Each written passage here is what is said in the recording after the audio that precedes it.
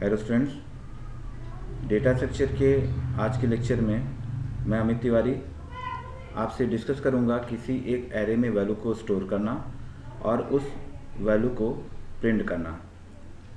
इन दोनों तरीकों के लिए हमारे पास जो अप्रोच हैं using user defined function and without using user defined function. उम्मीद करते हैं कि इस लेक्चर के कंप्लीट होने के बाद आप दोनों ही मेथड से वैल्यू को एक्सेस कर पाएंगे। चलिए इस लेक्चर को आगे बढ़ाते हैं। हमें पता है कि किसी भी एरे को जब हम डिक्लेयर करते हैं तो उसका जो सिंटैक्स होता है एरे वेरिएबल को डिक्लेयर करने के लिए, उसमें सबसे पहले हमें लिखना होता है data type, after that array name और स्क्वायर ब्रैकेट के अंदर हम उसकी साइज़ को प्रोवाइड करते हैं। एरे की साइज़ का मतलब कि जितने ब्लॉक हमें उस एरे में क्रिएट करना है वो उसकी साइज़ को बताता है। आज के लेक्चर में हम फोकस करेंगे सिर्फ वन डायमेंशन एरे के लिए। एग्जांपल अगर देखा जाए तो हम ये कह सकते हैं कि अगर हमें एक इंटीजर के साइज़ का एरे क्रिएट करना है जिसकी साइज़ हो 5, इंटीजर टाइप का एरे क्रिएट करना हो जिसकी साइज़ हो 5, तो उसके लिए जो सिंटैक्स होगा वेरिएबल को डिक्लेयर करने के लिए वो लिखा जाता है। मान लेते हैं कि इंटीजर टाइप का है तो int for integer. Name of the array हम यहाँ मान के चल रहे हैं एरे की साइज़ कितनी रखनी है 5, तो name of the array a and size 5, after that semicolon. अब वेरिएबल डिक्लेयर, इस प्रोसेस को कहा जाता है variable declaration. It is called as a variable declaration, right. Variable declare करने के बाद हमारे पास जो टास्क होता है कि हम इस वेरिएबल में इनपुट प्रोवाइड करें। इनपुट प्रोवाइड करने को ही हम यहाँ पर रीड एक्शन या रीडिंग से डिनोट कर रहे हैं।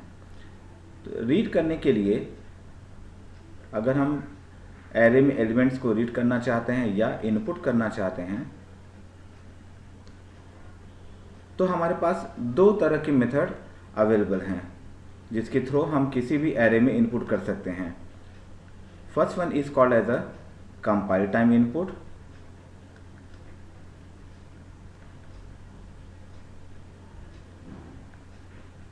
and next one is called as a runtime. Compile time का मतलब कि जब आप वेरिएबल डिक्लेयर करें, वेरिएबल के डिक्लेरेशन के टाइम पर ही अगर आप उसमें वैल्यू को एलोकेट कर रहे हैं, वैल्यू स्टोर कर रहे हैं, तो this method is called as a compile time input. इसका एग्जांपल यहाँ पर हम देखते हैं।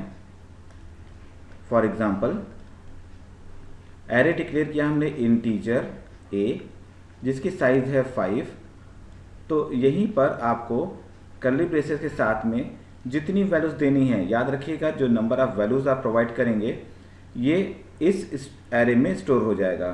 फॉर एग्जांपल हमने वैल्यू स्टोर करना है 2, 5, 9, 7, ठीक है।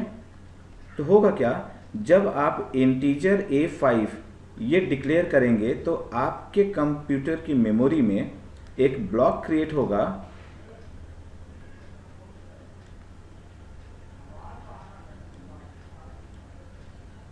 जिसके 5 सब ब्लॉक होंगे 1, 2, 3, 4 एंड 5, राइट।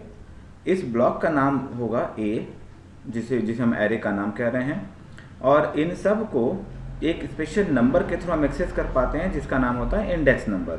तो index number because C language में ऑलवेज 0 से स्टार्ट होता है, तो 0, 1, 2, 3 एंड 4। तो कंपाइल टाइम पर जो भी वैल्यूज हम प्रोवाइड करेंगे ये values starting from the first number, index number 0, 1, 2 and 3 इस ब्लॉक में स्टोर होगा। अगर आप सारे वैल्यूज यहाँ प्रोवाइड करेंगे तो सारे ब्लॉक में स्टोर हो जाएगा जो एरे की साइज है। अगर एरे की साइज से कम नंबर आप प्रोवाइड करते हैं, सपोज यहाँ साइज है एरे की 5 और आप सिर्फ 4 ही नंबर दे रहे हैं, तो स्टार्टिंग ब्लॉक से स्टार्ट होगा एलोकेशन। दैट मीन्स यहाँ पर 2 स्टोर हो जाएगा, इस पॉइंट पे 5, देन 9, देन 7। ये ब्लॉक आपका फ्री रहेगा। Clear? This type of assigning is called as a compile time assigning. Next one is run time assigning. Run time assigning को समझने के लिए अगेन हम किसी एक एग्जाम्पल के थ्रू इसको देखते हैं। सपोज हमने लिखा इंटीजर A5, ये एक वेरिएबल हमने डिक्लेयर किया है और यहाँ पर वैल्यू हमें स्टोर करना है। तो याद रखिएगा, रन टाइम पे वैल्यू प्रोवाइड करने के लिए हमारे पास जो फंक्शन अवेलेबल है सी लैंग्वेज में, that is scanf function. scanf %d and %a और स्क्वायर ब्रैकेट के अंदर वो नंबर जिस ब्लॉक में आप वैल्यू असाइन करना चाहते हैं। अगर आप सारे वैल्यू देना चाहते हैं तो इसी scanf फंक्शन को हमें बार बार रिपीट करना पड़ेगा, राइट? तो बार बार रिपीट करने के लिए हमारे पास लूप स्टेटमेंट्स अवेलेबल हैं। तो यहाँ हम कह सकते हैं कि इसे अगर हम किसी एक लूप के अंदर रख देते हैं, फॉर एग्जाम्पल फॉर लूप का यूज़ करें और इंडेक्स नंबर को वेरिएबल i से डिनोट करें, तो i is equal to 0, i less than 5 जो साइज है, i plus plus, right?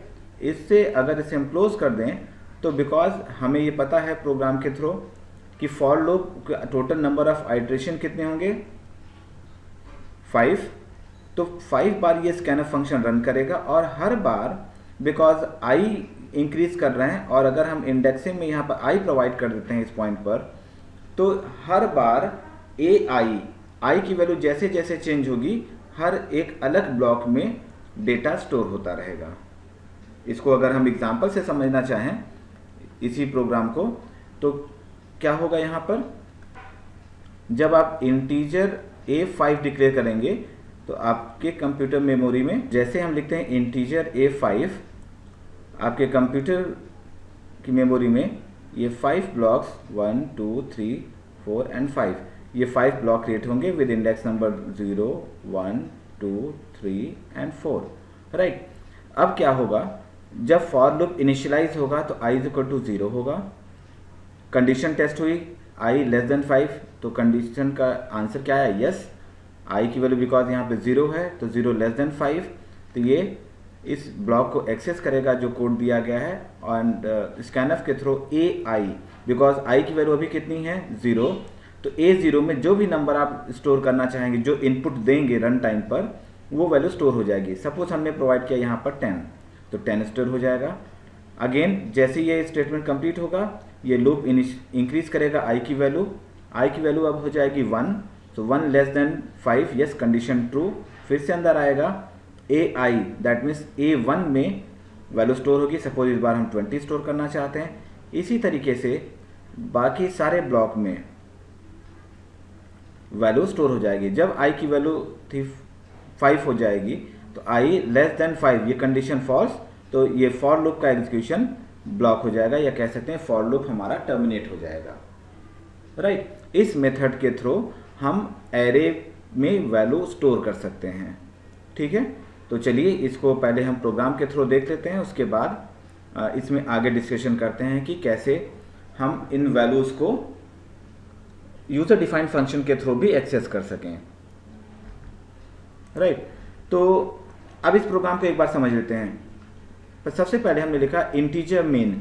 Integer main क्यों लिखा हुआ है, बिकॉज जब मेन फंक्शन हमारा रन करेगा तो मेन फंक्शन क्या रिटर्न देगा, वो किसी भी फंक्शन के पहले उसका रिटर्न टाइप बताया जाता है।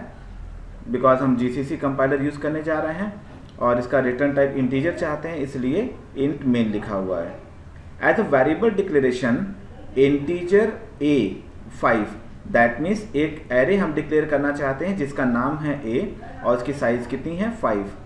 कंपाइल टाइम वैल्यू असाइन कर रहे हैं, so we are accessing 5 values, ये 5 वैल्यूज प्रोवाइड कर रहे हैं रन टाइम कंपाइल टाइम पे ही, राइट? इतना करने से जैसे ही आप ये 5 वैल्यूज देंगे 2 3 5 6 एंड 9, तो क्या होगा, इंटीजर A5 से एक आपके एरे में ये ब्लॉक बनेगा 1 2 3 4 एंड 5 विद इंडेक्स नंबर 0 1 2 3 4। तो 2 कहाँ स्टोर हो जाएगा? 2 आपका सबसे पहले ब्लॉक में स्टोर होगा।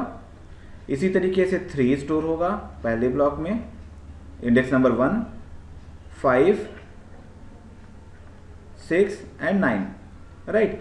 ये वैल्यूज स्टोर हो गई। स्टोर करने के बाद अब अगर आप इस एरे को प्रिंट करना चाहते हैं तो प्रिंटिंग के लिए आपको पता है कि हम अगेन एक फॉर लूप के थ्रू प्रिंट कर सकते हैं। इंडेक्स नंबर एक्सेस करने के लिए एक वेरिएबल i यूज किया है हमने, तो i इज इक्वल टू 0 से स्टार्ट कर रहे हैं, i less than 5 i plus plus.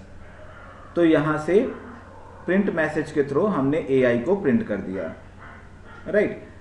ये मेथड हुआ कंपाइल टाइम के थ्रू हम नंबर फिक्स कर रहे हैं, राइट। चलिए इस प्रोग्राम को हम रन करके देख लेते हैं अपने कंपाइलर पे।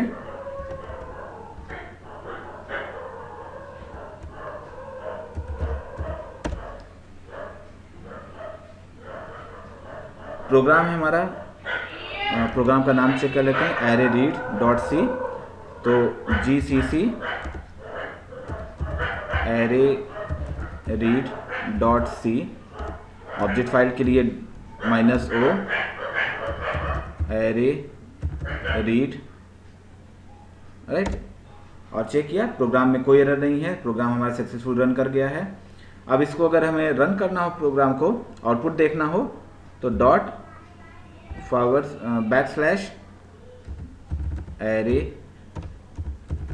$arrayread। तो हम देख रहे हैं कि 2 वैल्यूज हमने इनपुट की थी 2 3 5 6 एंड 9, वो एज अ आउटपुट आपको मिल चुका है, राइट। एक बार फिर से इस प्रोग्राम को देख लेते हैं। सबसे पहले क्या किया हमने, header file, then main function के अंदर वेरिएबल डिक्लेयर किया, एरे वेरिएबल। कंपाइल टाइम पर वैल्यू असाइन की हमने, और वैल्यू असाइन होने के बाद इसी एरे को अगर हम प्रिंट करना चाहते हैं तो फॉर लूप के थ्रू इस एरे की वैल्यू को, सारी वैल्यूज को हमने प्रिंट कर लिया, राइट।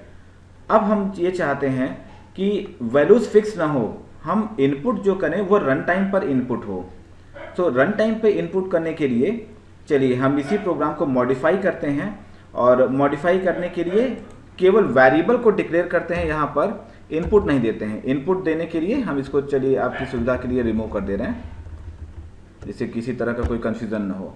अब हमने क्या किया, एक एरे डिक्लेयर किया जिसकी साइज है 5, इंडेक्स नंबर के लिए इंटीजर a, और इस एरे में इनपुट करने के लिए अब क्या कोड लिखेंगे, code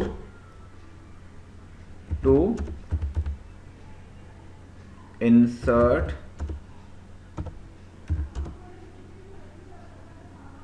values, right, in array, right. Again वही काम करेंगे, एक फॉर लूप लगाया, इंडेक्स नंबर 0 से स्टार्ट करेंगे क्योंकि हमें पहले ब्लॉक से ही नंबर स्टोर करना है, और पहले ब्लॉक का इंडेक्स नंबर क्या होता है, 0। सो i less than 5 i plus plus, printf inter a%d। अब a%d ये क्यों लिखा गया, इसको भी हम समझ लेते हैं कि अगर इनपुट करते समय आप चाहते हैं कि पहले आपके स्क्रीन पर एक मैसेज इस टाइप से दिखाई दे, इंटर a, और ब्लॉक के अंदर जिस ब्लॉक में आप वैल्यू देने जाना चाहते हैं वो नंबर लिखा हो। सपोज A0 में आप वैल्यू देना चाहते हैं, A0 element of array, right, inter A0 element of array, so that user को पता हो कि हम जो नंबर देने जा रहे हैं वो किस ब्लॉक में स्टोर हो। तो आप इस तरह से फॉर्मेट कर सकते हैं, राइट। इसलिए यहां पर a स्क्वायर ब्रैकेट के अंदर %d, ये केवल रिप्रेजेंटेशन के लिए, इसका इनपुट इस तरह लिखने से इनपुट कभी नहीं होगा, ठीक है। आफ्टर दैट कॉमा करके i हमने लिखा, तो i से उसका इंडेक्स नंबर हमें मिल जाएगा जो वैल्यू इसके अंदर प्रिंट होगी, राइट। स्कैनफ के लिए scanf %d and %a i, तो क्या होगा, जैसे जैसे i की वैल्यू चेंज होगी उस ब्लॉक में डेटा स्टोर होता रहेगा। यहां तक चीजें सही हैं। रेस्ट ऑफ द प्रिंटिंग के लिए हम सेम कोड रख रहे हैं, तो चाहे तो हम याद करने के लिए इसको लिख देते हैं। अब हमने कोड लिखा है code to print array elements, right. तो ये कोड है एरे के एलिमेंट्स को प्रिंट करने के लिए। अगेन इस फाइल को हम सेव कर देते हैं। सेव करने के बाद जब अब रन करेंगे कोई एरर नहीं है, आउटपुट देख लेते हैं। अब देखिए मैसेज क्या आ रहा है, enter A0 element of array. यहां पर आप देखिए आउटपुट में enter A0 elements of array. तो हमें पता है कि अब जो नंबर हमने देने जा रहे हैं इस एरे A में वो कहां स्टोर हो रहा है, A0 में। सपोज हमने दिया 67, राइट। अब A1 56, 78, 23 और A4 के लिए सपोज हमने दिया 9, राइट। ये जैसे इंटर प्रेस करेंगे तो नंबर स्टोर हो गया, और उसके बाद चूंकि हमने प्रिंटिंग के लिए भी कोड लिख रखा है तो यहाँ पर वो नंबर प्रिंट भी कर दिए हैं। जिस ऑर्डर में हमने दिया है उसी ऑर्डर में वो नंबर प्रिंट हो गया।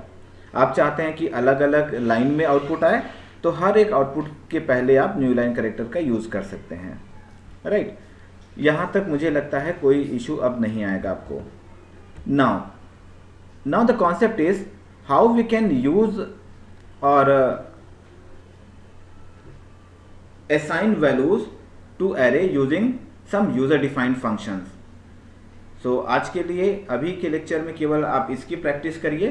नेक्स्ट लेक्चर में हम एरे में इनपुट करने और एरे के एलिमेंट्स को प्रिंट करने के लिए यूजर डिफाइंड फंक्शंस पे डिस्कस करेंगे। Okay, thank you.